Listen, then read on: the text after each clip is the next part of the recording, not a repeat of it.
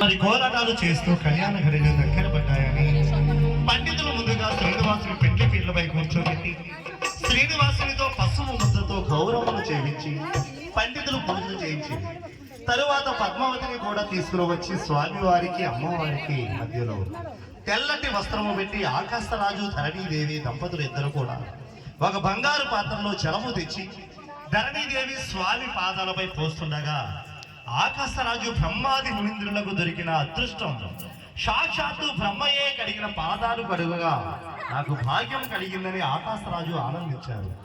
పండితులు వేదాలు మంత్రోచ్చరణ చేయుచుండగా స్వామికి ఉత్తర దండం వేసి పద్మావతి చేతులు శ్రీనివాసుని చేతుల్లో పెట్టి కన్యాదానం చేశారు.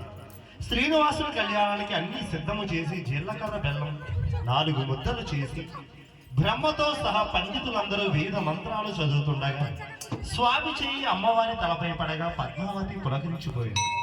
నూలు పగులు ముత్తైదులందరూ చక్కగా పోసి సూత్రాలు గుచ్చి వధువు వరుడు పూజలు చేయగా శ్రీనివాసుడు చేతికి సూత్రాన్ని ఇచ్చి జనులందరూ ఆ సూత్రాన్ని కంటికి అద్దుకొని గోవిందా గోవిందా అని నామస్మరణ చేయగా సమస్త దేవగణాలందరూ చూస్తుండగా శ్రీనివాసుడు పద్మావతి మెడలో సూత్రధారణ చేశారు.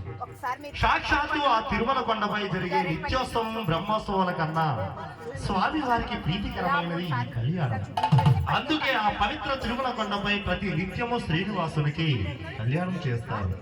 అలాంటి ఈ కళ్యాణ కార్యక్రమం ఈ రోజున ధర్మవరం గ్రామంలో శ్రీ కుందర పరమేశ్వరరావు గారు పద్మజ్యోతి పుణ్య దంపతులతో చక్కగా శ్రీ ఎర్రగూడెం భజన మండలి వారు చక్కగా అంగరంగ వైభవంగా స్వామివారి కళ్యాణాన్ని మరి చూసే భాగ్యం మీకు చేసే భాగ్యం మాకు కూడా ఇచ్చినటువంటి ఈ పుణ్య దంపతులకి ఆ స్వామి వారి అమృతాశిస్సులు ఎప్పుడు ఉండాలని మరీ కోరు ప్రార్థిస్తూ ఈ ఆనంద సమయాన్ని మనకు భజన మండలి వారు చక్కగా గానం చేసి తరువాత ఈ చక్కని సందేశాన్ని మీకు వివరిస్తారు.